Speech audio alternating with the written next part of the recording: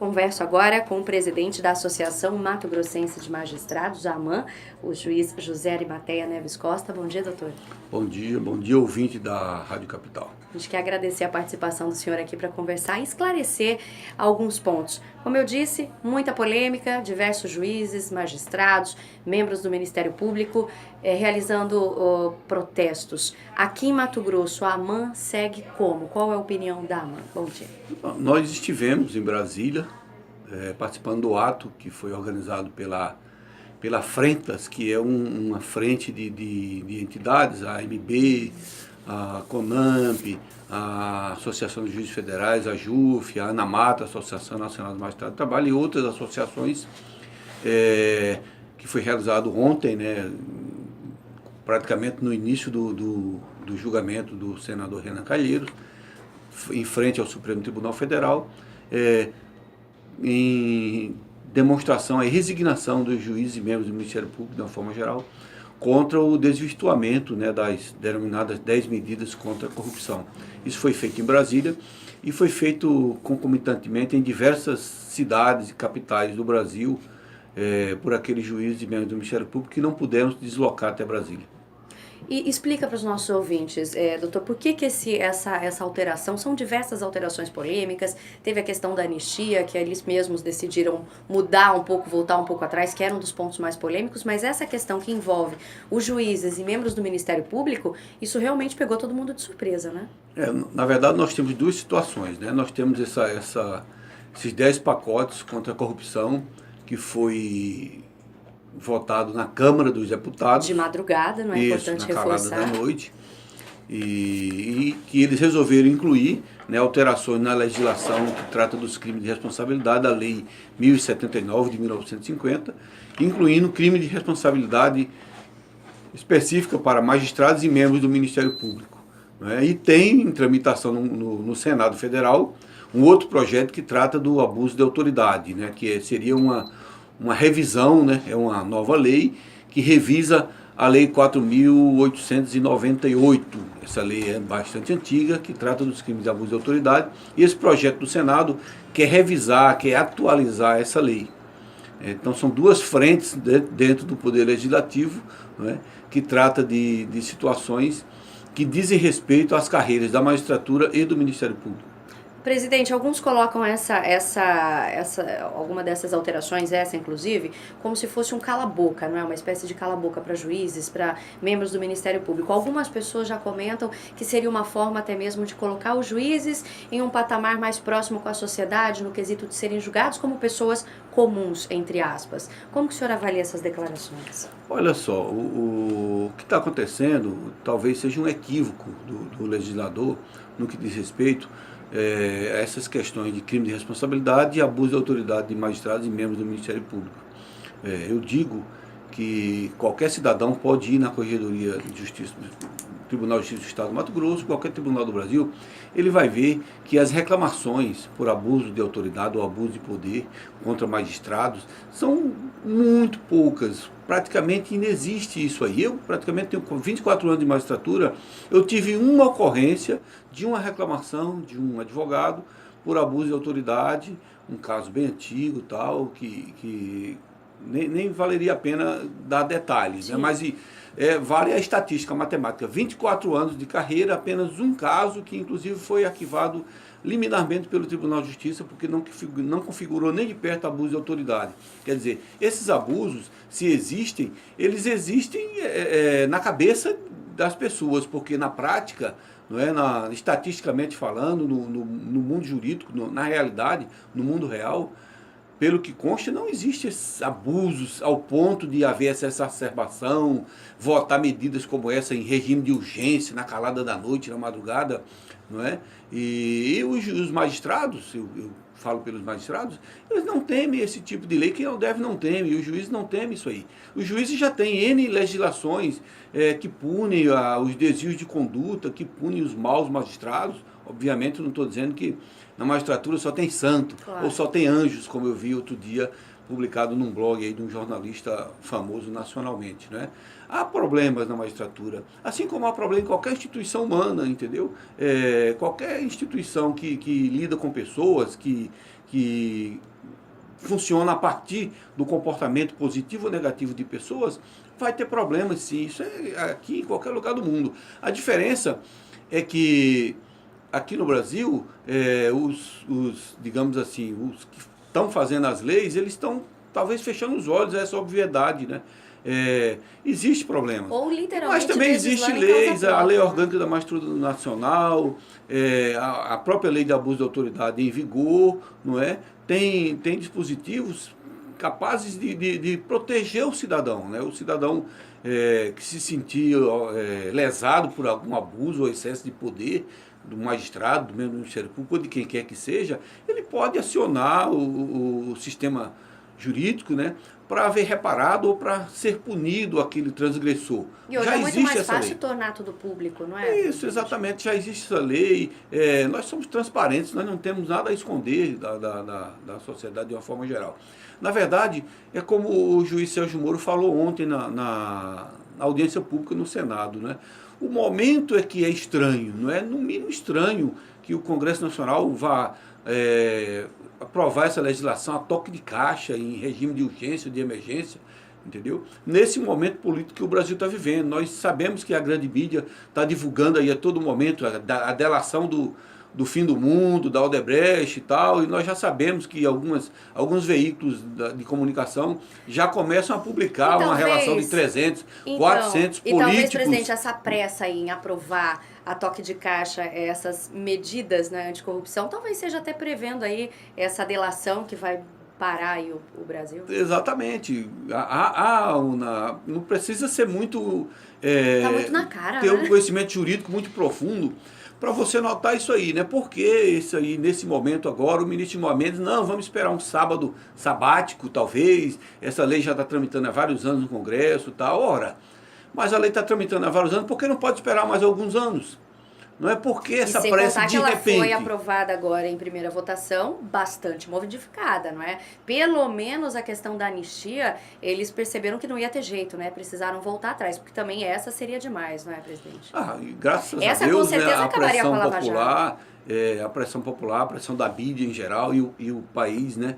A nação deve bastante à imprensa livre, à mídia combativa de uma forma geral, evitou um desastre maior, que seria a aprovação da anistia ao Caixa 2. Né? E, na verdade, esse pacote de anistia ao Caixa 2 não seria somente a doação ilegal de campanha, não. Envolveria lavagem de dinheiro, envolveria crime de corrupção ativa e passiva, envolveria evasão de divisas, envolveria N outros crimes que gravitam em torno desse Caixa 2. Né? Seria um perdão e praticamente anularia tudo que foi feito até então pela Operação Lava Jato, porque essa anistia ela tem efeito retroativo, ela vai atingir todas aquelas condenações anteriores à sua edição. É uma vergonha. Ela vale para frente e vale para trás. Toda lei benéfica, né? Na esfera penal, ela retroage. A lei que prejudica não retroage, mas a lei que é benéfica ao réu, ao acusado, ela retroage no tempo. Então essa anistia ia retroagir, ia haver um perdão de todos os condenados até então na Operação Lava Jato e em outras operações de limpeza ética que estão em andamento no Brasil, não é a cargo dos magistrados e membros do Ministério Público, iriam simplesmente ser neutralizadas com essa anistia. Graças a Deus, felizmente, num último momento, bateu um pouco de bom senso no legislador, medo, né? Nos deputados, ou medo. E eles resolveram não aprovar essas medidas. Acho que não é bom senso a palavra, viu, presidente? Porque se fosse bom senso, nem tinham coragem de apresentar uma proposta dessa. Mas eles conseguiram também colocar ali uma questão bem detalhada com relação aos valores, não é? Acho crime, são altos valores que devem ser investigados. Altos valores, aí também defina altos valores, não é? Aí eles colocaram algo em torno de 9 milhões. Então quer dizer que o cara que tiver passado ali feito 8 milhões não entra nessa, ele não praticou nada de errado. Com certeza, 9 bilhões é um prêmio de Mega Sena, Meu né? Deus! E é uma fortuna para 99% dos brasileiros. Com né? certeza. 9 milhões é uma fortuna para a grande massa dos cidadãos brasileiros. Aqui no estado, em Mato Grosso, a AMAN está planejando alguma coisa, algum tipo de reunião, algum tipo de ação envolvendo a sociedade, alguma coisa nesse sentido? Nós publicamos uma crítica, não é, a respeito dessa legislação que foi aprovada na Câmara, que diz respeito aos crimes de responsabilidade. Publicamos, já saiu em alguns jornais, alguns sites de notícia, não é? E como eu tive que me deslocar a Brasília e não estive aqui ontem, né, acabou que nós não fizemos nada, mas Sim, o senhor participou o que em nós Brasília. vamos fazer, e já está bem avançado isso aí, talvez seja participar do movimento nacional que vai haver no domingo, né, contra a corrupção e para ajudar a passar esse Brasil a limpo. Eu acho que a magistratura vai aderir, né, e nós devemos ir em grande número participar desse movimento do dia 4, que vai ser agora o próximo domingo. Até porque a gente fala muito na Lava Jato, não é? Porque é em âmbito nacional e tudo mais, mas aqui no nosso estado nós temos operações que nunca foram vistas antes, que, né, inclusive ontem, mais um depoimento aí que chamou bastante atenção, a juíza Selma que vem desenvolvendo aí um trabalho também de muita visibilidade, não é? Enfim, estamos num momento realmente onde governadores são presos, onde a justiça começa a se mostrar mais próxima do cidadão. E isso aqui, no âmbito local, também é afetado com essa lei, obviamente, né? Com certeza, quer dizer, essa asepsia que está sendo promovida, né, pelo Ministério Público e pela Justiça Criminal aqui no Mato Grosso, na pessoa da colega Selma Arruda, com certeza seria profundamente comprometida se essa anistia for aprovada, né? E se outras medidas, seja na esfera dos crimes de responsabilidade ou na esfera dos crimes de abuso de autoridade, também tenderão a comprometer seriamente os resultados dessas operações que estão em andamento a nível nacional, Lava Jato, e a nível local, N nomes, né? A Operação Rêmora, a Operação Sodoma, tem N operações em curso aqui, e toda a sociedade mato-grossense sabe do que está acontecendo. A principal preocupação da magistratura nacional, e isso aí foi bem colocado pelo juiz Sérgio Moro, ele foi curto e grosso e bem objetivo, de forma que qualquer cidadão da República, mesmo sem ter formação jurídica, pode compreender. É o retorno dos chamados crimes de hermenêutica, que é a criminalização da interpretação da lei ou dos fatos, não é? Se um juiz condena alguém criminalmente e a sentença desse juiz for reformada pelo tribunal e essa pessoa for absolvida, o juiz é que vai sofrer um crime, vai sofrer um processo por crime de responsabilidade ou por abuso de autoridade e vai correr o risco de perder o seu cargo. Não é? Inclusive, o artigo que o senhor publicou tem a ver com isso, né? Exatamente, Será que vai a chamada crime de hermenêutica. Será que os juízes juízes continuarão a ter coragem de condenar quem tem de ser condenado? Não é? Porque nós temos visto, isso aí não é novidade para ninguém, os julgamentos nos tribunais superiores, Superior Tribunal de Justiça, Supremo Tribunal Federal, não são julgamentos estritamente jurídicos, não é? E vai aqui uma explicação muito simples. O Supremo acabou de declarar que o aborto até 3 meses de gestação não é crime. Quer dizer, o Supremo foi além da lei penal, não é? Ele julgou além da lei, julgou quase contra a lei penal, porque a lei ela não distingue esse particular. O Supremo, por uma questão política, não é, em razão de interpretação da Constituição politicamente, falando que, na verdade, a Constituição é uma carta política e jurídica, não é? Ele julgou dessa forma. Você imagine se isso fosse com um juiz de primeiro grau, não é? Com certeza ele ia ser preso, ia ser condenado, ia perder o cargo. Quer dizer, a interpretação da lei penal, a interpretação da lei de uma forma geral, ela varia de pessoa para pessoa, de jurista para jurista, seja na cabeça do juiz, do advogado, do defensor público, do promotor, não é? Ou mesmo do acadêmico de direito, ele vê as coisas com perspectiva diversa de outras pessoas, não é? A lei ela é passível de interpretação. E a punição dessa interpretação, que se eu pensar de diferente do meu tribunal sobre determinada matéria, eu posso ser processado criminalmente e perder o meu cargo, não é, em razão de pensar diferente do meu tribunal ou de uma câmara do meu tribunal. Não é? Isso aí que é o grande risco e que o juiz Sérgio Moro colocou com grande simplicidade na audiência pública, quem teve a oportunidade de assistir ontem no Senado. É isso aí. Tudo bem, mantém isso aí, mas excepciona quando se trata de interpretação da lei ou interpretação e valorização dos fatos e das provas no processo. Não é? Nós não somos contra punir quem age com abuso, quem age com excesso de poder, seja ele policial, juiz, promotor, procurador, desembargador, ministro do Tribunal Superior, quem que seja. Não é? Pelo contrário, para que haja paz na República, não é? Para que os cidadãos realmente tenham essa impressão de que existe uma isonomia, que todos são iguais perante a lei, é necessário sim punir essas autoridades que ultrapassem os limites da legalidade. Né? Mas não generalizar. Mas não generalizar ou trazer normas que podem, ao invés de punir, né, coibir a ação benéfica daquelas autoridades que não são dadas a esse tipo de desvio de conduta. O que fica de mensagem, presidente? A população tem que prestar atenção, tem que estar atenta, tem que ficar unida e tem que aproveitar esse momento de que todo mundo percebeu que tem voz, que pode participar e se manter aí alerta ao que fazem no Congresso, no Senado, enfim. É o que nós costumamos dizer, né? A população, os cidadãos de uma forma geral, tem que estar sempre motivados, né, a ir para as ruas, a cobrar dos seus políticos, da classe política, porque, na verdade, quem aprova as leis no Brasil não é os magistrados, nem são os membros do Ministério Público. Né? São os deputados, os senadores que são eleitos pelos cidadãos para fazer isso aí. E, além de estar mobilizados permanentemente, né, com esse congresso que nós temos aí, que faz coisa de madrugada, né? O cidadão deve perder o mau hábito da memória curta, ele deve se lembrar. Em quem votou. Deve se lembrar dessas coisas, em quem votou, o que é que esse seu deputado, seu senador está fazendo em seu nome, porque quando a gente vota num representante, nós estamos dando um cheque em branco para ele preenche no valor que ele quiser, não é? E esse cheque em branco vai assinado pelo cidadão. Não é? Só o espaço do valor que vai em branco para aquele parlamentar que foi eleito, ele colocar o valor que ele quiser. Então, temos que ter mais cuidado quando a gente for entregar esse cheque em branco nosso para A, B ou C.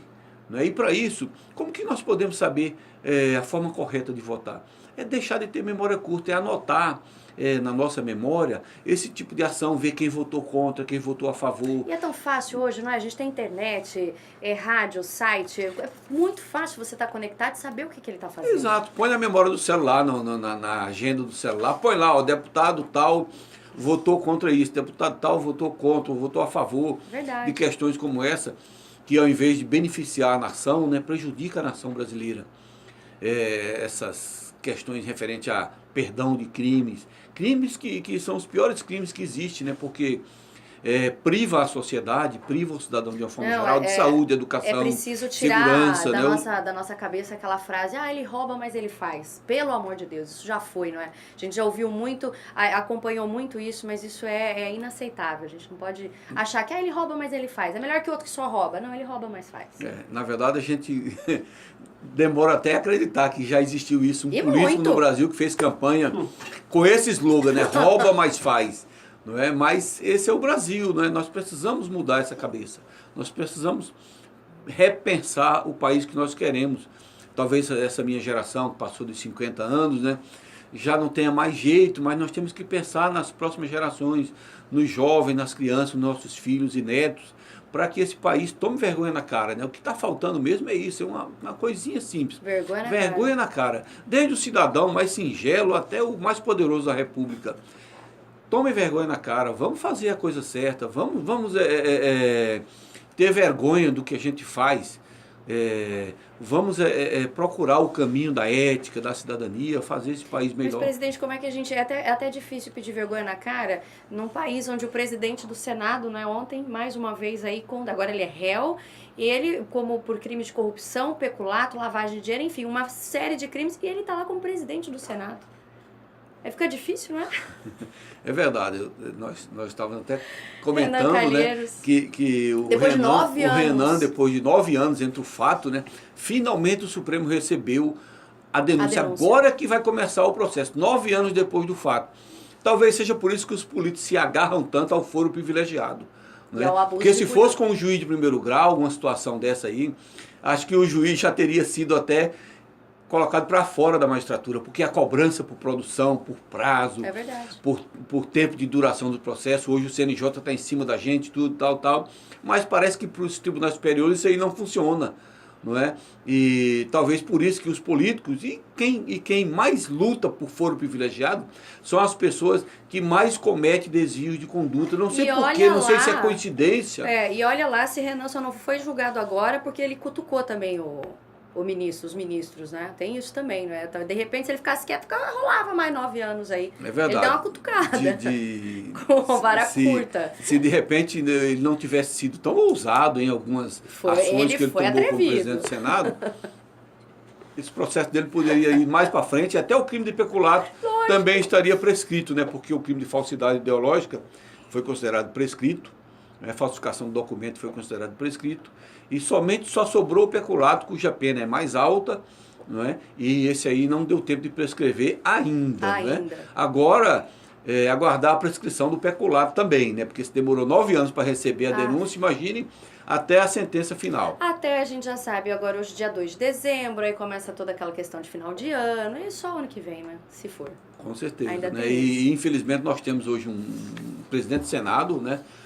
O terceiro na linha de sucessão da presidência da República de mandatário máximo da nação, processado por peculato.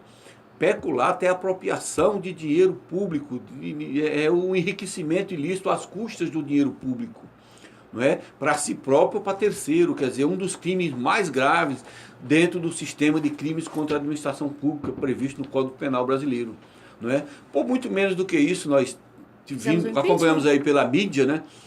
Uma prefeita de uma cidadezinha lá no interior dos Estados Unidos, porque ela teve a infelicidade de fazer um comentário, né? Elogioso por um outro comentário de uma outra pessoa lá na internet, criticando um comentário racista contra a Michelle Obama.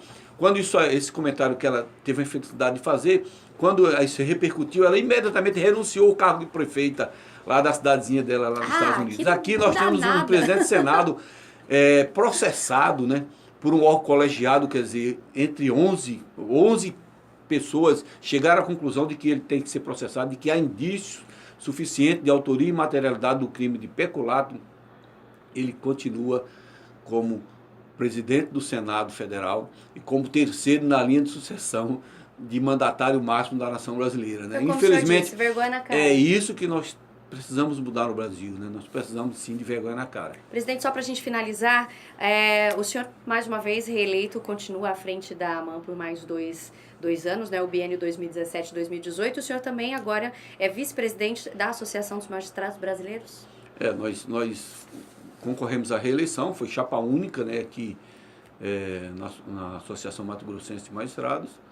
Nós vamos permanecer mais 2 anos como presidente da Associação Mato Grossense de Magistrados e concorremos a nível nacional uma eleição super disputada, não é? Num universo de 11.200 juízes que votaram. Nós ganhamos a eleição por 318 votos.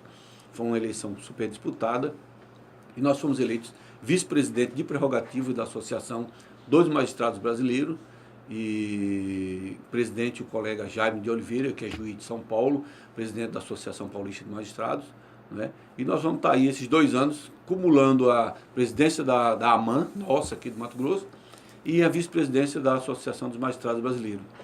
E esperamos continuar fazendo um bom trabalho e tendo reconhecimento dos colegas.